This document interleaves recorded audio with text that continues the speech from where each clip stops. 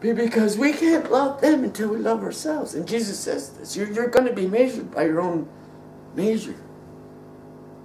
Forgive as I have forgiven. Love as I have loved. It's hard. It's very hard. But there's a power that you will gain. But by not carrying that secret burden around anymore. You can't forget it. I'll sure try. I'll live in denial. But my passionate love is broken. I don't even know what the definition of passion is.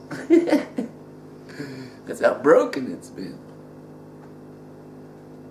Any powerful emotion or an appetite such as love, joy, hatred, anger, or greed. All those things. All those things.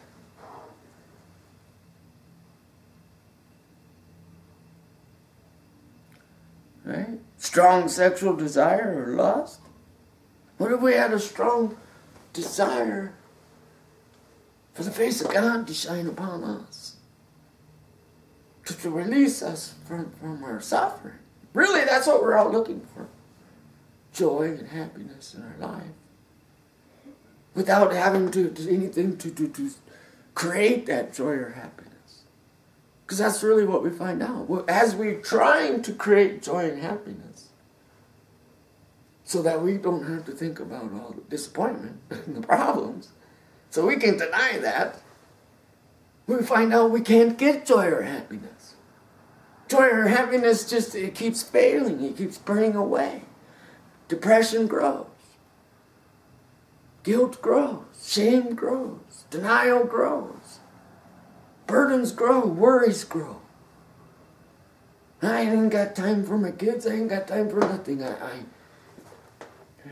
One of the side effects of childhood abuse is credit cards. Credit cards. Now I'm under the power of a loan. Where did the credit card come from? Because I didn't have enough.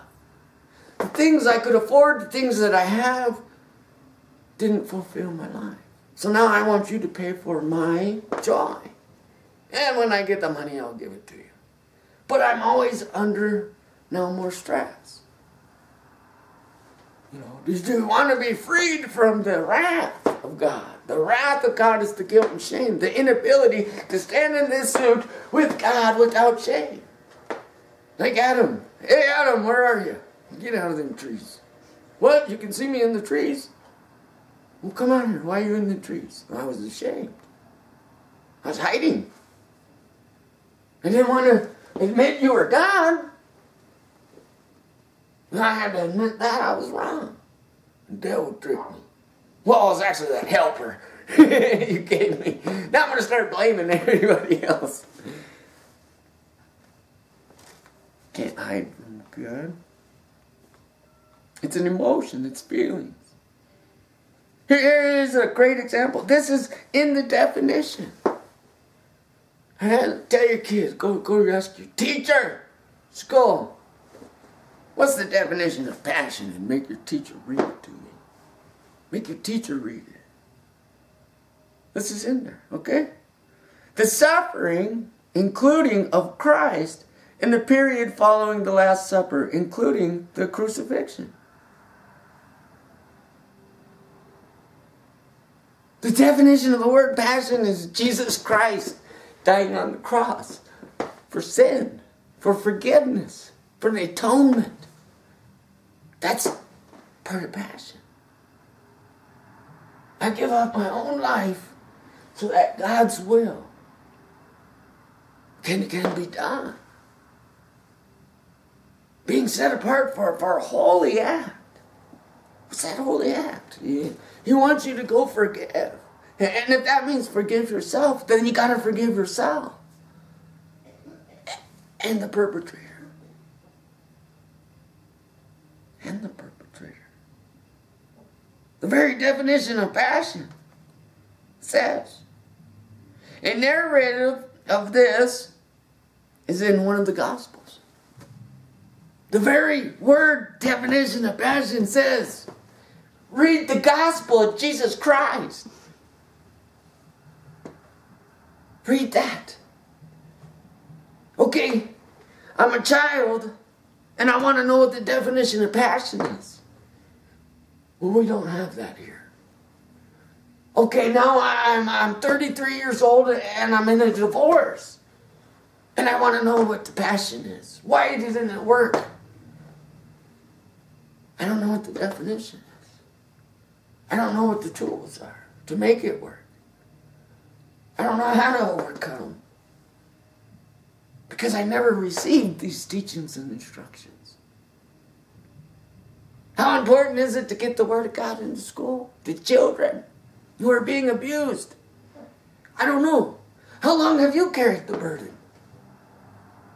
How long have you been waiting to be restored, helped, to receive joy of life?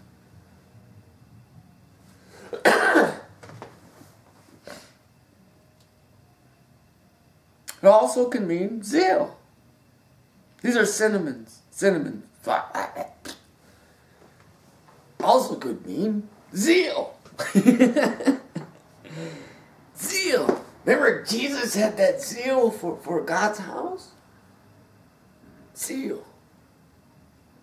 A zeal to recover. A zeal to gain back that joy and happiness. Remember when we were children, we belonged to the world. Now we're fighting to prove we still belong. We don't have to fight. We're be like a child.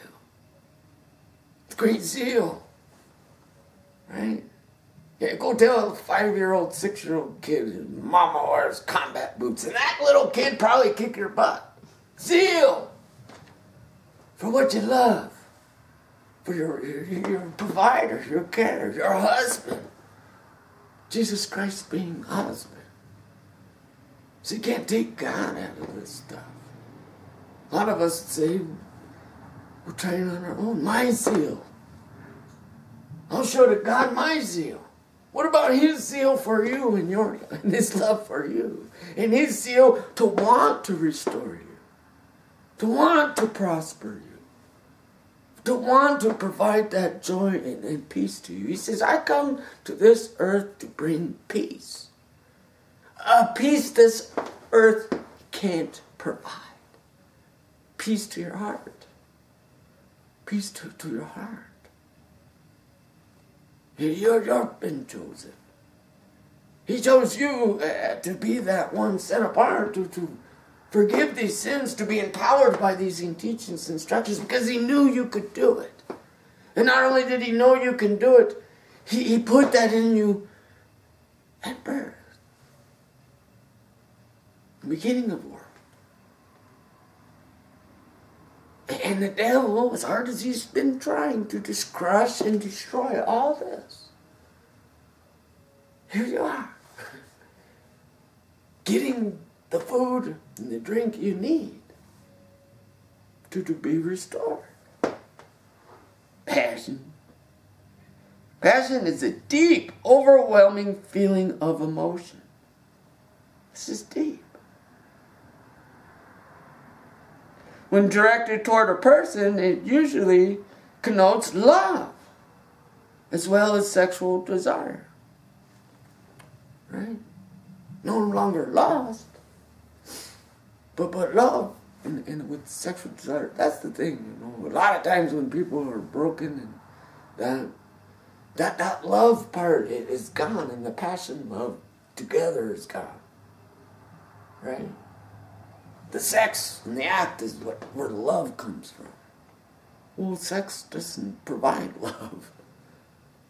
You know, it was the 3 weeks of sweet talk that provides the love, the care for the person. Passionate zeal for to know who they are, to want to be in their presence, creates those things. And when it's with that, you have no shame, no guilt, right? You can have a love for someone. Although it also can refer to hostile emotions, such as anger or hatred. Right? So what does the devil want? Why does the devil break that? Okay, I'm going to turn that zeal and that love into hatred and anger. Jesus says forgive. Right? And that's where we're going to find out. The release of the power of the perpetrator is to forgive them. You can hate them all day long, man, but can you forgive them? Because in reality, you're probably 10, 20, the incident already happen's gone. But you're still carrying that secret. Secrets are a burden, man. Still carrying the denial of it, the effects of it. The abuse happened, but I wasn't affected. I'm stronger than that. Stop denying that. We're broken. If we weren't broken, there'd have been no need for Jesus Christ. He says, let me be your daddy. Let me fix you. Let me restore that was broken. Let me restore the kingdom, my temple, my loved one, my relationship, my passionate love. Not passionately hating and anger, passionate love. You know, that's the thing. Not all men are abusers. Sometimes when we're abused, we'll think all men are abusers. Maybe it's women. You know, that's the thing. I'm come from a boy's point of view. And maybe it's a woman. You know, maybe the woman's the abuser and abusing a girl or a boy. You know, that stuff happens. It goes both ways. Nobody's without sin. This has touched every family. I know it has. It's touched every family. Maybe not touched you. Maybe it has touched you. Some form. Childhood abuse. Don't always have to be sexual abuse. The worst is neglect. That's worse than sexual abuse. I'm telling you. Being neglected.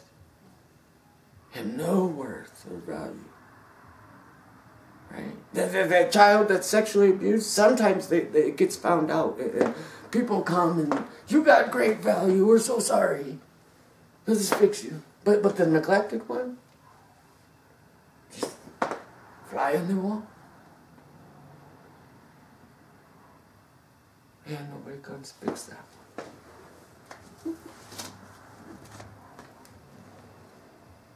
It says, it's used lightly and suggests avid interest as in a hobby. An avid interest in a hobby. Sometimes a lot of us in our marriage may be failing or something, you know, because that's one of the effects. Childhood abuse is the inability to sustain a marriage. To sustain a marriage. Right?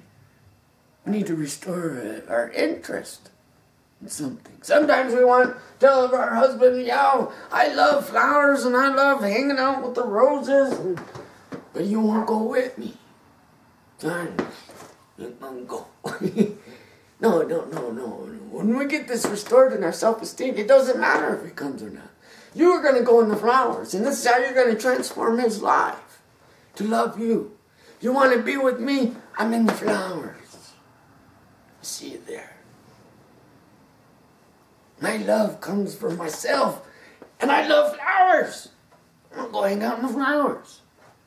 And if you want to love me, I'm going to be in the flowers. Husband's coming in the flowers eventually. If he loves you. If he don't, then he'll leave. And that's tough to swallow. If I only had the teaching and instructions of God when I was a kid, I would have saw love walk in the door. I wouldn't have saw what I did. Fine. abuser. But neither of us had teachings, instructions to overcome. Stop.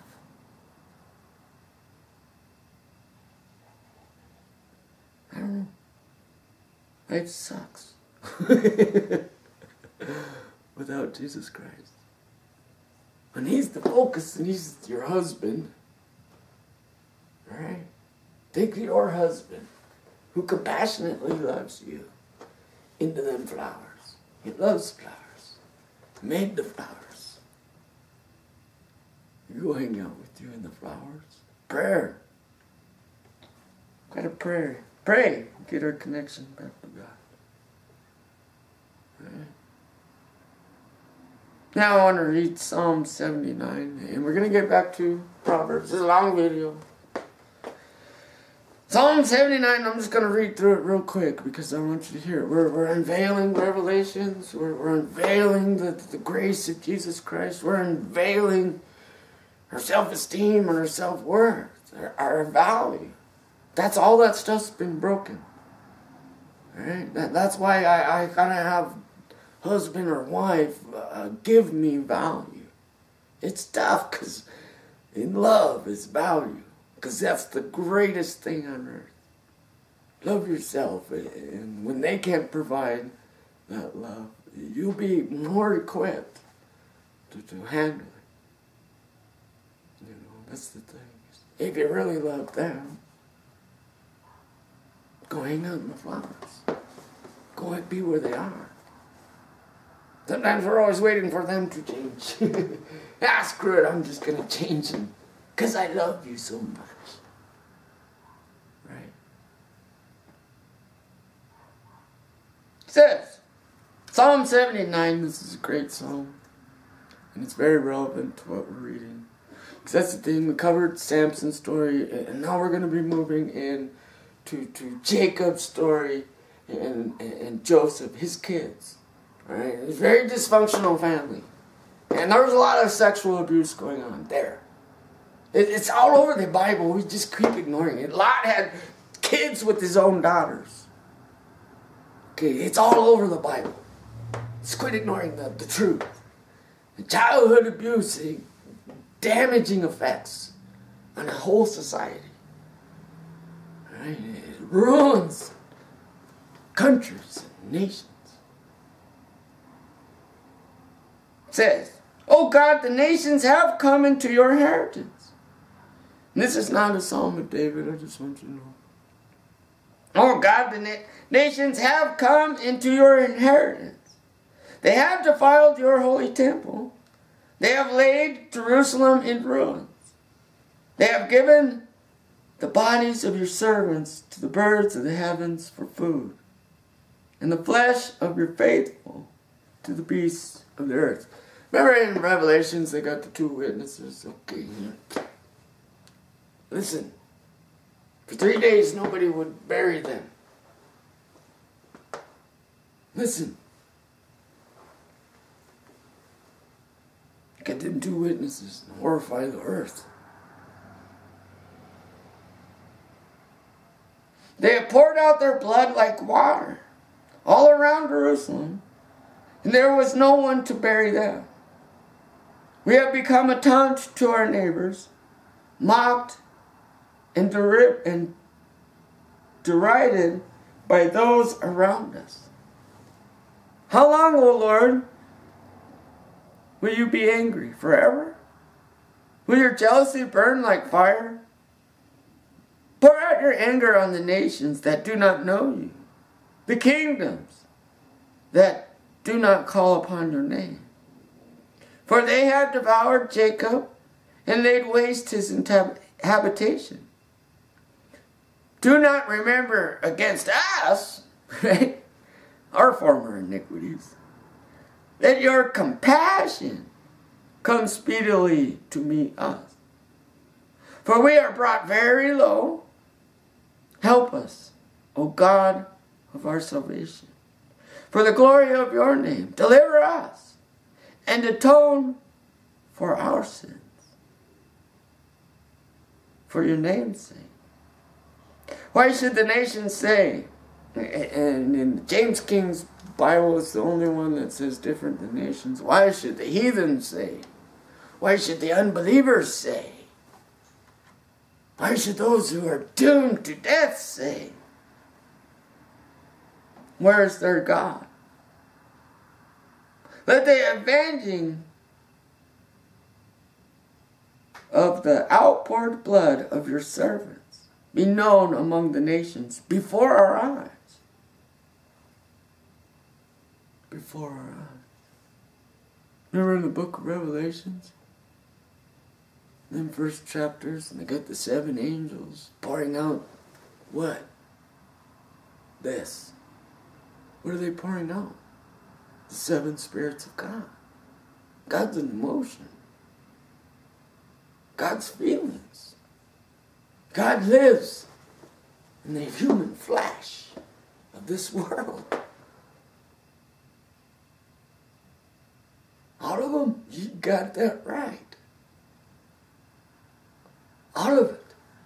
Adam is the only one made by God. And he made him in his own image. His own image. He says, you can't stand in here. Wow, that guy's like blasphemy. No, you can't stand in here until you can believe it. That you're made in God's image. Right?